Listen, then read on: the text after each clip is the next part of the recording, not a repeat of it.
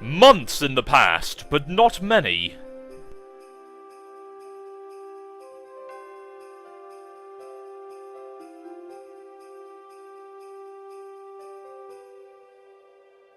Hi, happy birthday, Rose! Hello, and thanks. Did you get John's present yet? I just opened it this very moment. What a stunning coincidence you would ask about it now. I am stunned. Yeah, I know. What do you make with it? And who said it was something from which something else could be made? Well, John did tell me what it was, duh. I suppose I'll take a stab at learning the craft. It's the least I can do in response to the subtle dig concealed in his gesture. He often tells me I need a new hobby, when I make perfectly reasonable analytical remarks. Oh, but Rose, I don't think he meant anything like it by that. You see, not everyone always means the opposite of what they say the way you and Dave always do. Maybe.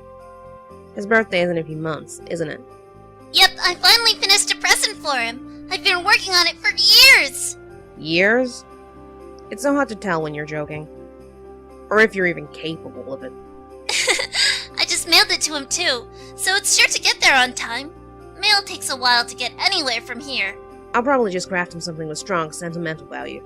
That should burn him. I don't think you really mean that. I guess not. So, shall I expect a green package dropped to my house via airmail from whatever screwball cranny of the globe you're tucked into? No. Sorry, but you are kinda hard to shop for. Besides, I have something for you today that I think you like a whole lot better than something inside a box. Oh. It's a tip. This is already intriguing enough to compensate for the grave scarcity of lavish gifts parachuting from the sky. Please, go on. Did you have a pet a long time ago that died? Yes. Okay, well, how did you feel about your cat? Did you love him a lot? Okay, well. I didn't mention it was a cat. Or that it was male. Let's pretend I'm surprised and you're embarrassed and move on. To answer your question, I would describe my feelings towards the animal as lukewarm. Okay, that's fine. It doesn't really matter, I think. Just, what if someone told you you could play a game that would bring him back to life? If someone told me that, I would regard the remark with a great deal of skepticism. If that someone was you, on the other hand, then I would have to ask preemptively, is that someone you? Yes, that someone is me! I just thought you might find it interesting. So, what is this game? Oh, I don't know. I'm just saying it's all. I think you'll hear about it later, and maybe you can talk to John and Dave about it. They are way more into all that stuff than I am. I'll see what the word on the street is about it, in due time. For now, I should probably order a copy of Knitting for Assholes.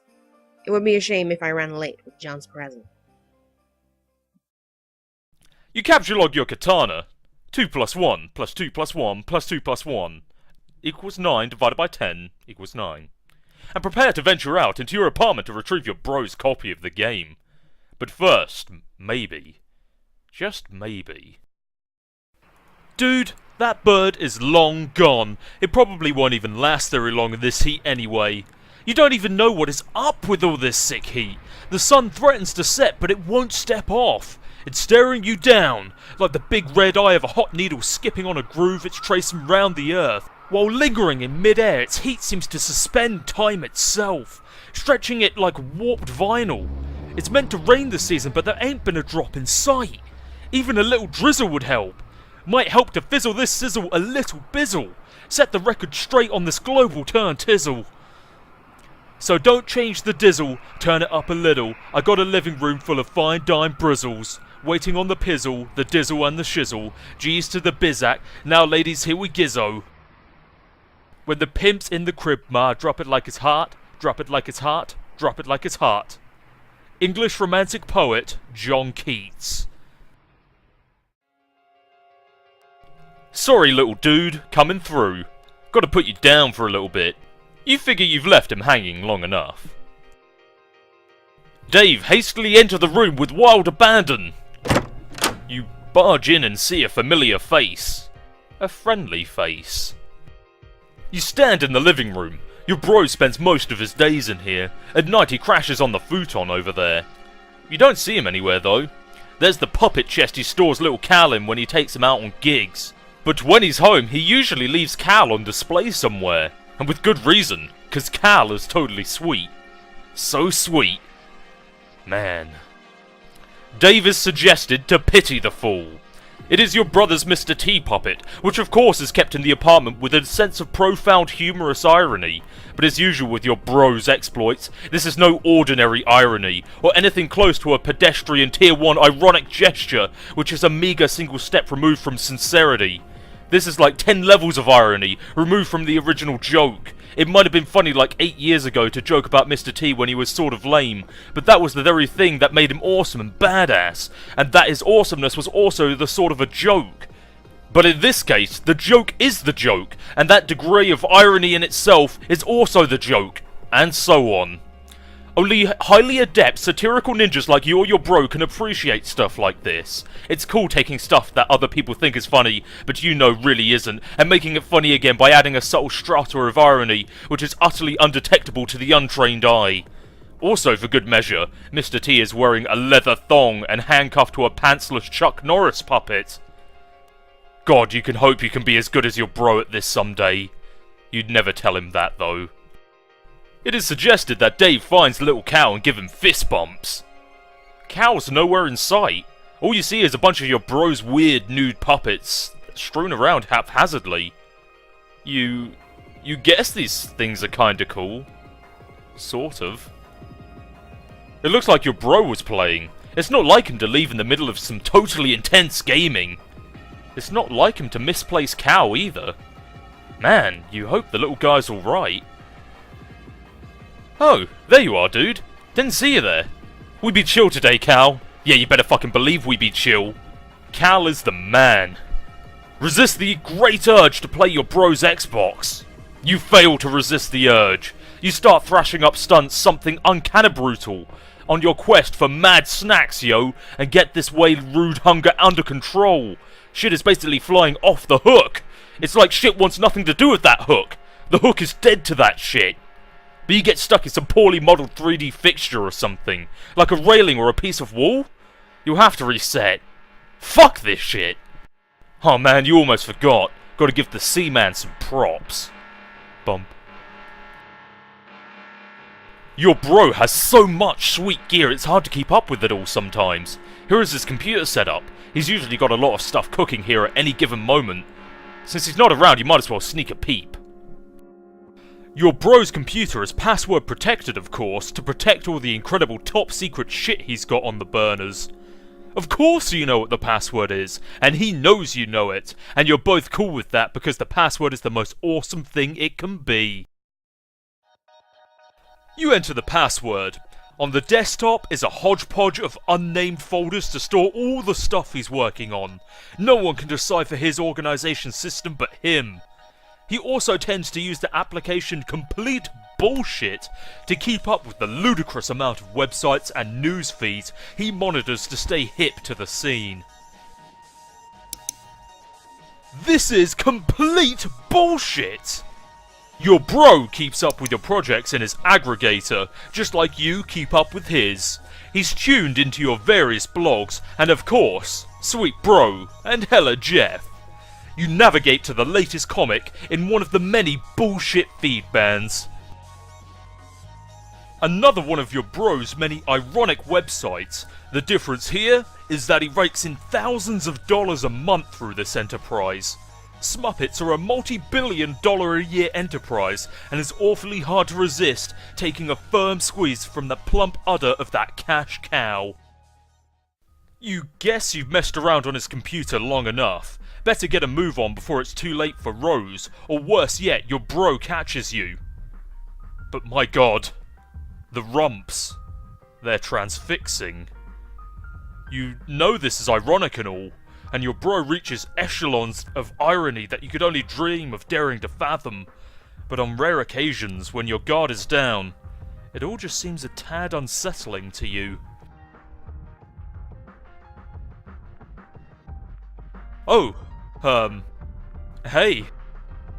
Hey there, Cal.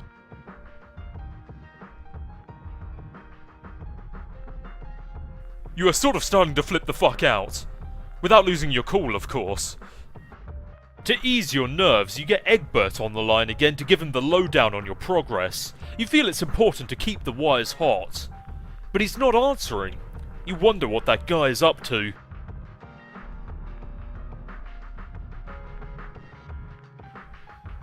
Hey, what is up? What happened with the monster that is totally definitely in your room? Did you kill it? Where are you, man? Anyway, things are cool here. Totally cool. Puppets are still awesome, no problems with them or anything. Like, just really, really awesome. Looks like Rose has finally logged in again. Didn't John say her house was burning down? You wonder if she's on fire yet or what? And here we have a conversation that we have already heard before.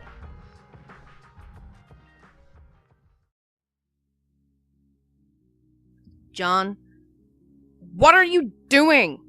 Snap out of it. We ought to discuss what your grandmother told you, don't you think? Oh, fine. Enjoy your stupor. I'll go about my business elsewhere. John, whenever you read this, you should know I put the shale you collected to use and finally employed the punch designates. It is in your study. I can only drop it, though. You'll have to be the one to mess around with it and see what it does. When you're finished with your weird history annex, maybe you could give it a try. I'm updating my walkthrough, and it would help to know what it does. Also, I should probably warn you that your house and yard are completely infested with monsters now. Try to be careful. So I see. Stupid lousy imps. They're mucking up all my cool stuff. Oh, there you are. Oh yeah. Sorry. I'm not sure what came over me there. I was acting really crazy for some reason, but my head feels like it's clearing up. I think I'm alright now. You are getting way better at this sort of thing. John, confront your pogo ride and prepare yourself for Nana. Thank God your sanity has returned so that you can entertain extremely rational, coherent thoughts like this one. You examine the pogo ride from your bathroom window. You do not like what you see.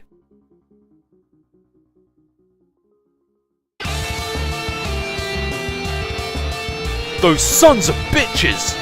No one risks painful injury on your green slime ghost pogo ride. No one but you.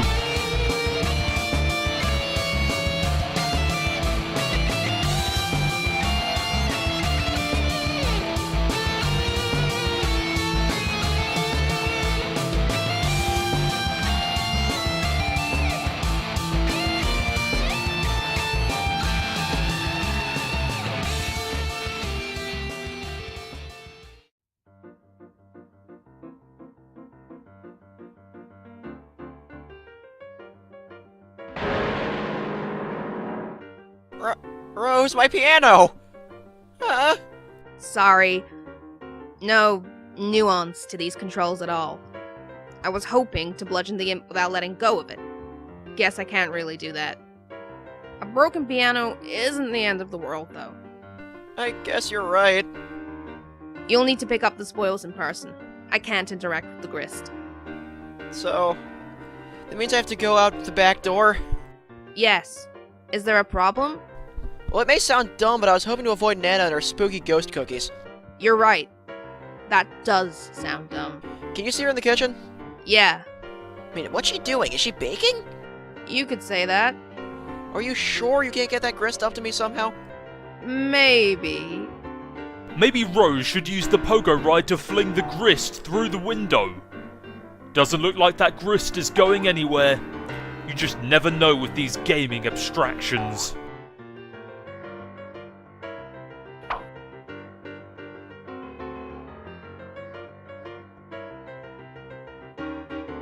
There you go. Now why don't you check out the designates?